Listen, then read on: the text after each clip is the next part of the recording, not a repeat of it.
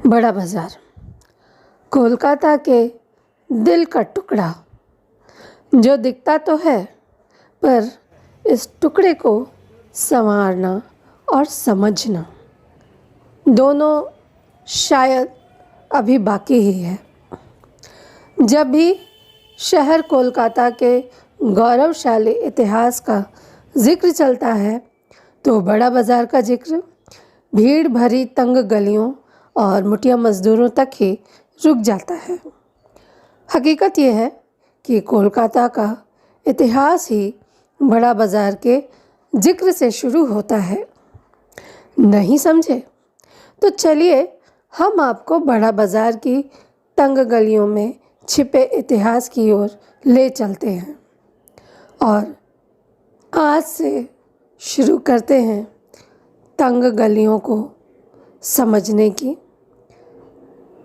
बात करते हैं बड़ा बाज़ार इतिहास मतलब एक बड़ा सा बाजार। यह अर्थ तो हिंदी में हुआ, मगर बांग्ला में इस नाम को लेकर एक और ही कहानी है। कहा जाता है कि यह जो बड़ा बाजार का बड़ा शब्द है वो दरअसल बूड़ो है, जो बांग्ला में शिव का लोकप्रिय नाम है। कहा जाता है कि बूड़ो को बड़ा राजस्थान से आकर बसने वाले व्यवसायियों ने बनाया और बूड़ो बड़ा बाजार कहलाने लगा। मगर हमें और पीछे देखना होगा, जब यह इलाका सूतानाटी कहलाता था। जी हाँ, सूतानाटी ही वह इलाका है जहाँ शहर कोलकाता के संस्थापक जॉब चार्नक का पहला कदम पड़ा था 1690 में। सुरक्षा की दृष्टि से ही उन्होंने अपने लिए सूतानाटी को चुना था, क्योंकि पश्चिम में नदी के कारण सुरक्षित था तो दक्षिण और पूर्व में दलदल था, इसलिए आसानी थी। सिर्फ उत्तरी इलाके को सुरक्षा की ज़रूरत थी। तब सूतानाटी, कलिकाता और गोविंदपुर, ये 3 गांव मुगलिया सल्तनत के लिए काफ़ी खास थे, जिनकी जमींदारी के अधिकार बोरिशा के सवर्ण राय चौधरी परिवार के पास थे। 10 नवंबर 1698 को जॉब चार्नक के उत्तराधिकारी और दामाद चार्ल्स आयर ने इस परिवार से जमींदारी अधिग्रहित कर ली। 1757 तक तो ईस्ट इंडिया कंपनी मुगलों को इन गांवों के लिए नियमित तौर पर सालाना 1300 रुपये किराया दिया करती थी, ऐसा कहते हैं। बड़ा बाज़ार यानी कलकत्ते का स्याह हिस्सा। 1756 में कलकत्ते की प्रगति से आशंकित नवाब सिराजुद्दौला ने कलकत्ता पर आक्रमण किया और इसका नाम अपने दादा के नाम पर अलीनगर रख दिया। इसके बाद जब 1758 में ब्रिटिशों ने दोबारा बंगाल पर कब्जा किया, तभी कलकत्ता वापस उनके पास लौट पाया। लेकिन तब जो तबाही हुई थी उसको ब्रिटिश आंक नहीं सके। इसके बाद हुआ ये कि सूतानाटी के इलाके में, यानी सूतानाटी और चितपुर में जितने भारतीय थे जो गोविंदपुर और कलकत्ता में बसे हुए थे, उनको लाकर बसाया गया, यानी सूतानाटी और चितपुर में। और अंग्रेज चले गए वाइट कलकत्ता यानी गोविंदपुर कलकत्ता की ओर। तो हुआ ये कि अस्थायी तौर पर तब ये जो अंग्रेज विस्थापित हैं, उन्होंने फाल्ता में 40 माइल की दूरी में अस्थायी इलाका भी तब बनाया था। ब्रिटिशों के आगमन के पहले जो सूतानाटी इलाका था वो सेठ और बशाक व्यवसायियों का था और ब्रिटिशों के आगमन के बाद ये परिवार और फलने फूलने लगे। जनार्दन सेठ ब्रिटिशों के व्यावसायिक एजेंट थे और 1690 से लेकर 1773 के काल में, जिनका नाम आता है शोभाराम बैसाख, वे ईस्ट इंडिया कंपनी को कपड़े बेचकर लखपति बन गए। आज भी बड़ा बाज़ार में इनके नाम पे सड़क है। इसके पहले नाम आता है मुकुंदराम सेठ का, जो कि 16वीं सदी के आरंभ में हुआ करते थे और सप्तग्राम से गोविंदपुर आए थे। जब गोविंदपुर नष्ट हुआ तो सेठ सूतानाटी हाट आ गए, जो कि आज का बड़ा बाज़ार है। जनार्दन सेठ सबसे महत्वपूर्ण नाम है, जो कि केनाराम सेठ। इनको किरण चंद्र सेठ भी कुछ लोग कहते हैं। उनके पुत्र थे और इनके 2 भाई थे, बनारसी और नंदराम। आप आज गंगा जल के बिकने से परेशान होते हैं तो हम आपको बता दें कि जनार्दन सेठ के पुत्र वैष्णव चरण सेठ का व्यवसाय ही था बोतलों में गंगा जल बेचना। शोभाराम बसाक के पुत्र राधा कृष्ण बसाक तब बंगाल के दीवान हुआ करते थे। 18वीं सदी में तब तक बड़े घराने संपत्तियों में निवेश करने लगे थे। शोभाराम बसाक ने अपने उत्तराधिकारियों के लिए 37 मकान रख छोड़े थे और रामकृष्ण सेठ ने सिर्फ बड़ा बाजार इलाके में ही 16 मकान छोड़े थे। समय बदला और 18वीं सदी के मध्य में सेठों और बसाकों का यह गौरवशाली साम्राज्य नष्ट होने लगा। कोलकाता और बड़ा हो रहा था। इसके साथ ही सूतानाटी भी गायब होने लगी और इतिहास के पन्नों में खोती चली गई। कहा जाता है कि शोभा बाजार राजबाड़ी के नवकृष्ण देव को सूतानाटी की तालुकदारी दी जाने वाली थी। सूतानाटी संस्कृति आज भी बंगाल के अभिजात्य समाज का प्रतीक है, जो कि शहरी सामंती संस्कृति थी। सूतानाटी हाट से ही 18वीं सदी में आज के लिए बड़ा बाज़ार के लिए रास्ता बना। तब यह बाज़ार 500 बीघा ज़मीन में फैला था और बाकी 400 बीघा में आवासीय इलाके थे। सेठ और बसाक के अतिरिक्त यहाँ स्वर्ण का व्यवसाय करने वाले मलिक व अन्य घराने भी थे।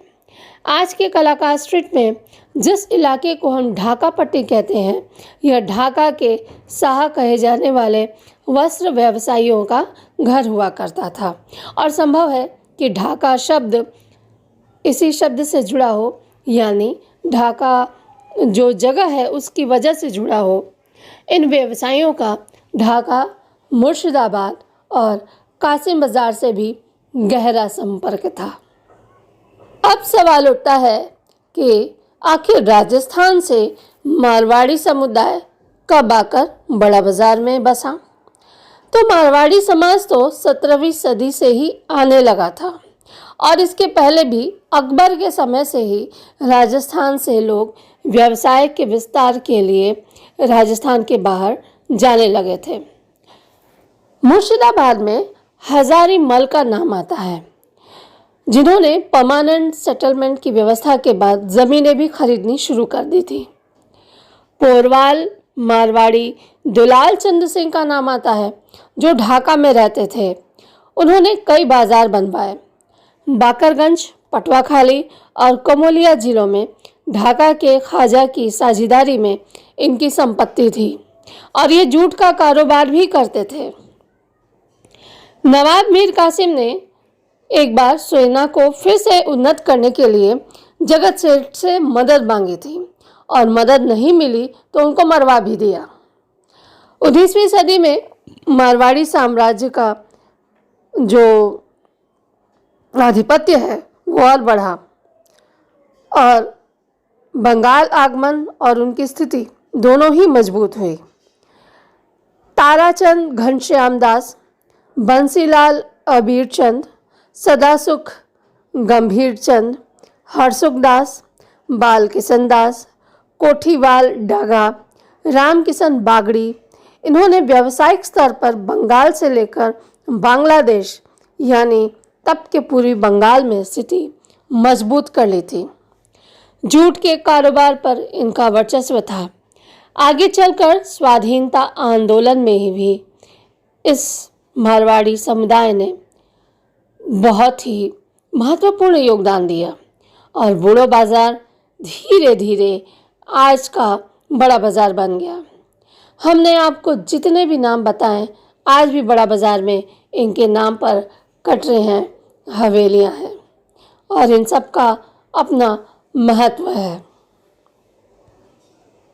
बड़ा बाजार को आमतौर पर उद्योग तक ही समेट दिया जाता है, लेकिन क्या आप जानते हैं कि बड़ा बाजार का रिश्ता समाज सुधार और स्वाधीनता आंदोलन से भी है।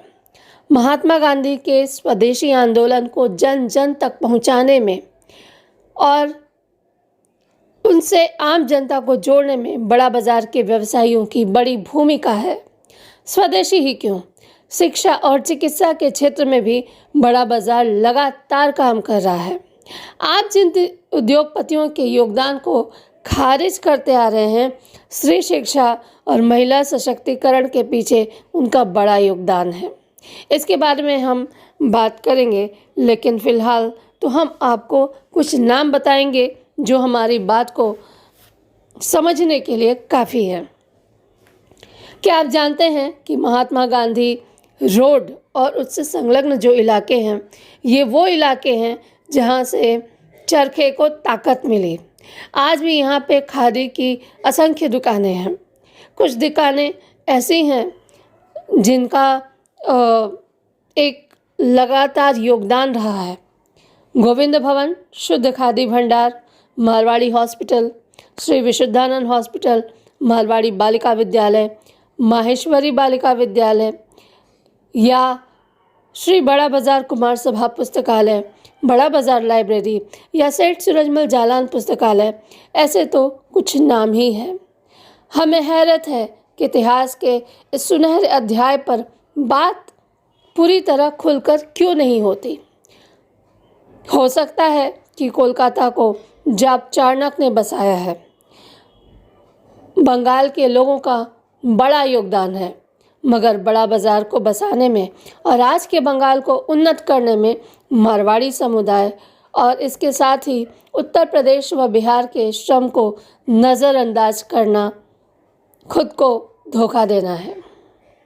हम ये नहीं जानते कि हर मारवाड़ी बड़ा बाजार में रहता है या नहीं, मगर हम इतना ज़रूर जानते हैं कि बड़ा बाजार हर मारवाड़ी के दिल में रहता है।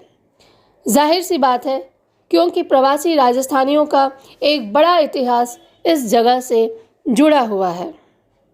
हैरत यह है कि बुनियादी सुविधाओं को लेकर भी किसी भी सरकार की नज़र इस ऐतिहासिक विरासत पर नहीं जाती, बल्कि इसकी छवि को धूमिल करने के लिए तमाम प्रयास होते रहे हैं। बड़ा बाजार की गरीबी को दिखाया गया, लेकिन बड़ा बाजार की ऐतिहासिक विरासत को दिखाने के लिए कोई आगे नहीं आ रहा है। आज बड़ा बाजार आग लगने के लिए बदनाम है, मगर ये कोई नहीं बताता कि यही तंग गलियाँ, यही कटरे आपकी अर्थव्यवस्था को आज भी धार दे रहे हैं। आज भी हर त्योहार की खरीदारी के लिए लोग बड़ा बाजार का ही रुख करते हैं। आज जिस बड़ा बाजार को सहेजने और विकसित करने की ज़रूरत है, उसके स्थानांतरण की बात सोची जा रही है। क्यों सोची जा रही है, ये हमारी समझ के बाहर है।